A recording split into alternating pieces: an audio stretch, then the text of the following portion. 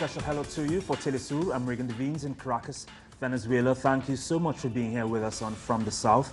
Our top story today takes us to Guatemala, where the president, Otto Perez Molina, has been stripped of his immunity by the Congress. He will now face trial for his involvement in a massive fraud within the tax system. Lawmakers dealt a serious blow to the now isolated president as all of the 132 legislators present voted to remove his immunity.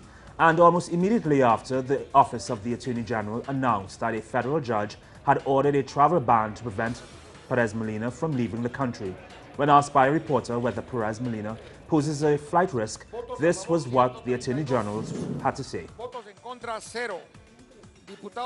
That possibility always exists. Initially, I would believe that the President, given his office, would not leave the country.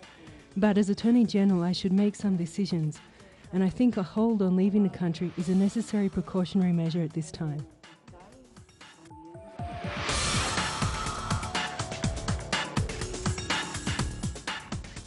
Another top story takes us to China, where Venezuelan President Nicolas Maduro met with his Chinese counterpart Xi Jinping in Beijing. They signed a $5 billion loan for Venezuela. Maduro said the money would be used to increase the country's oil production. Currently, Venezuela produces about 2.5 million barrels of oil per day, and 700,000 barrels are sent daily to China to pay off loans. China has become Venezuela's largest creditor with over $50 billion in 8 years. From China, Maduro took some time, though, to comment on the border crisis with Colombia. I said on Saturday, a couple of days before leaving on this tour in Asia, that my responsibility with my country and people, as well as my constitutional responsibility, is to continue to take radical and structural steps to construct a new border. On the Colombian side, the territory and the people are controlled by paramilitary gangs and drug traffickers who are staging an economic war and are attacking our currency. Narcotraficantes. Nos hacen guerra económica. Atacan la moneda. Meanwhile, the Secretary General of the Union of South American Nations, UNASUR, Ernesto Sampo, announced a proposal to create a human rights commission to monitor the situation at the border between Venezuela and Colombia. He said the proposal would be discussed shortly during the bloc's next ministerial meeting. UNASUR postponed a special session to discuss the border situation because President Maduro and his Foreign Minister Delcy Rodriguez had previous commitments. In Colombia's capital, Bogota, hundreds of peasant farmers accused the government of ignoring their rights. They are also calling on authorities to move forward with promised agricultural reforms.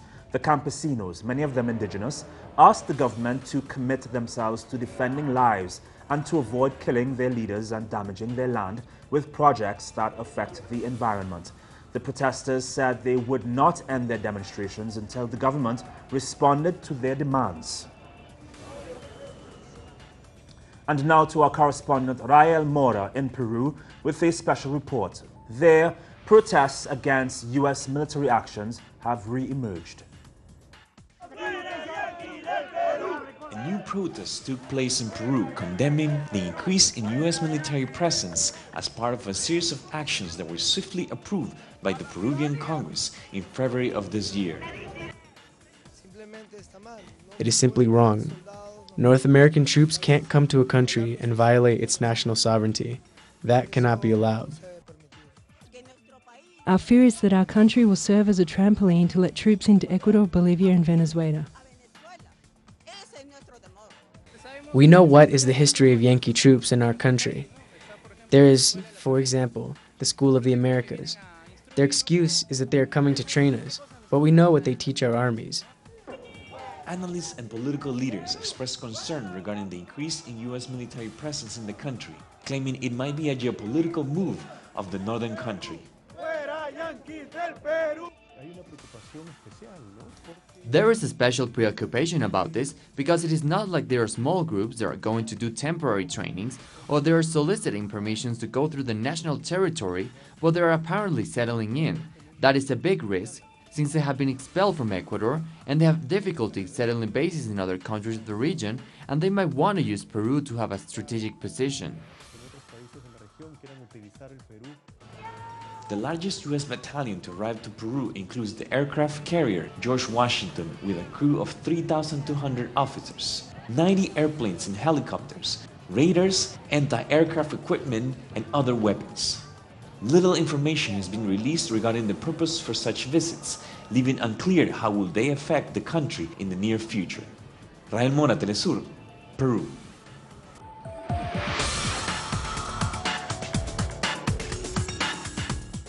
And now a brief of the stories making headlines across the globe. Hospital staff in the Yemeni city of Taiz said hospitals were facing shortage of basic supplies. Hundreds of civilians have been killed in the past 2 weeks in the city. The World Health Organization said cases of dengue fever, a viral disease that can be fatal, increased from 145 in mid-August to 421st as of August 25th. Saudi Arabia launched a military operation against Yemeni rebels in March after they took over the capital and ousted the Saudi allied president. Since the conflict escalated, more than 2,100 civilians died. We need a quick intervention of aid organizations and institutions to save the city from an epidemic spreading inside the city. The expected numbers, based on current numbers, are showing an increase in the number of casualties. The UN said that more than 800 people, including women and children, were rescued in the Mediterranean. The UN's refugee agency also said that 4 bodies were recovered. The refugees were mostly from African sub-Saharan nations. This year, more than 350,000 refugees have crossed the Mediterranean to Europe. This is more than 100,000 compared to 2014. At least 2,600 have died making the risky journey compared to 3,500 who died in 2014. Austrian police rescued 4 Afghan teenagers from a van in Vienna. The Afghan youth were 16 and 17, the police said. Police also arrested the Romanian driver. Thousands of refugees have drowned this year trying to reach Europe across the Mediterranean Sea. Meanwhile, last week Austria became the latest spotlight in the refugee crisis when 71 dead bodies were found in an abandoned truck. Since then, the police upped their checks along borders and looking for smugglers. A police spokesperson described how the youths were being smuggled. The police really came across a terrible situation. The storeroom of this small truck had a surface area of 2 meters by 3 meters, with a height of 1.8 meters. The scene there was really awful. The people were sitting and standing on top of each other, and had no chance of opening the door themselves from the inside. The doors were welded shut. The windows had bars over them. These people were not able to free themselves. The Soyuz TMA-18M spacecraft carrying the crew of Aidin Ambiatov of Kasa, Sergei Volkov of Russia and Andreas Morgensen of Denmark blasted off from the launch pad in Kazakhstan on Wednesday. The craft is set to connect with the International Space Station and dock to the Poised model on September 4th. The trio will spend 2 days in a space smaller than an economy-class passenger inside an airplane. Mission Commander Volkov will stay in space for 6 months, while the other 2 set to return to Earth in 8 days.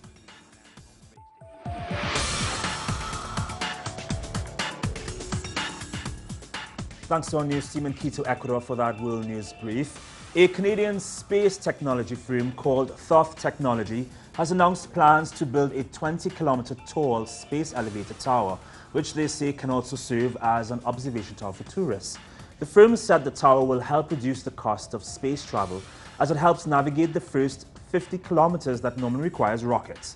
The tower will save cost in fuel consumption to get spacecrafts into orbit and the cost of fuel needed to carry that rocket fuel in the first place. Ian Tomaszewski, a space system specialist at Thoth Technology, described the project. And we end with sports. FIFA has convened the first meeting of a new reform committee, which is currently underway. As you may know by now, the International Football Association has been struggling with the effects of a major corruption scandal. Few experts believe the meeting will conclude with new robust proposals to restructure the organization. The reforms are being sought by prosecutors and sponsors. The crisis forced newly elected President Joseph Sepp Blatter to resign, but he is still heading the organization while new elections are scheduled for later this year or early 2016.